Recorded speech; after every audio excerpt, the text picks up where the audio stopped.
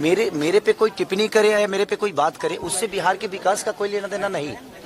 वो व्यक्तिगत बातें हो सकती है मेरे पे, मैं उन पे करूँ या वो मेरे पे करे, लेकिन मैं किसी व्यक्ति विशेष से लड़ने आया ही नहीं। मैं आया हूँ यहाँ पे बिहार के विकास के लिए, बेहतर शिक्षा के लिए, जो पलायन रोकने के लिए, रोजी रोजगार के लिए, अस्पताल के लिए।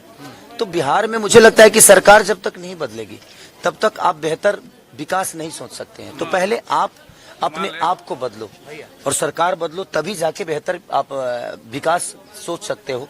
कौन मेरे पे टिप्पणी कर रहा है, कौन मेरे पे क्या कर रहा है, उससे बिहार का विकास का कोई लेना देना नहीं है। तो मैं चाहता हूं कि बातें हम कम करें और हम अपने बच्चों के भविष्य के लिए क्या बेहतर किए हैं और सरकार ने क्या बेहतर दिया है उस पर चर्चा करें, तो शायद सरकार को भी समझ में आएगा। आज जितने भी प्रशासनिक लोग यहाँ पे हैं, इनका 2004 से पेंशन नहीं मिलता। बताइए कितनी दुख की बात है कि अपने बच्चों को जब रिटायर होंगे तो क्या जवाब देंगे। इनका जब पोस्टिंग होता है तो घर से कम 200 किलोमीटर दूर हो जाता है। ये कम से कम 60 किलोमीटर के अंदर होती तो शायद ये अपने बच्चों से हर दिन मिल भी लेते और अपने बच्चों को बेहतर संस्कार भी दे पाते और शिक्षा भी दे पाते। मेरा आखिरी सवाल आपसे, कल एक नोटिस आपको मिली, चुनाव मतदान के एक दिन पहले ये नोटिस। कोई बात नहीं, उस पर बात नहीं करूंगा, क्योंकि मैंने खून पसीना से उस घर को बनाया है, दिनों रात मेहनत करके बनाया है, बहुत पैसे लगे हैं उस घर में।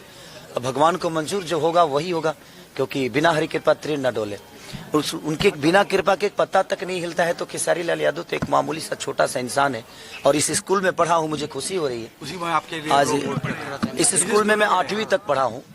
8वीं तक हमारे ज्ञान मास्टर जी थे, प्रदीप सर थे, बहुत सारे। कभी सोचा था कि इस मुकाम पे पहुंचेंगे और स्कूल में लोग आपके लिए मतदान करने आएंगे? मैं जिंदगी में सोच के कुछ नहीं करता रहता हूं और अपने आप पूरा होता है, क्योंकि मैं मेहनती इंसान हूं और मेहनत पे भरोसा करता हूं। इससे ज्यादा मेरे जीवन में कुछ नहीं। एक मेहनत की, मेरा आखिरी सवाल आपसे, आपके खिलाफ कैंपेन चल रहा है कि खेसारी तो सुपरस्टार हैं, जब जीतेंगे अगर चुनाव तो महाराष्ट्र में ही रहेंगे, मुंबई में रहेंगे, क्योंकि उनका काम तो प्राइमरी काम तो उनका फिल्म और अभिनेता। हमारे कहने का मतलब बेटा ही हो और अंधा हो तो एक लोटा पानी दे सकता है आपको। 10 साल से छपरा में सीएन गुप्ता चाचा विधायक थे और नाला और वहाँ के जल जमाव की स्थिति आप जाकर देख लीजिए। और बेटा हो और उसके पास आंख होना तो अमेरिका में रह के भी अपने माँ बाप का सेवा कर सकता है और उनका देखभाल कर सकता है। रहना विषय नहीं है सर, रोज दिखना। क्या खेसारी अगर रोज रहे और काम ही ना करे तो क्या फर्क पड़ता है? हमारा काम बोलता है और हम काम करके दुनिया को बताएंगे कि हम क्या हैं। हम ये नहीं कि हम रह के ऐसे ही बताइए। यहाँ पे तो बहुत सारे लोग हैं माँ बाप के साथ नहीं रखते हैं, वृद्धाश्रम भेज देते हैं, तो उस बेटे का क्या मतलब है?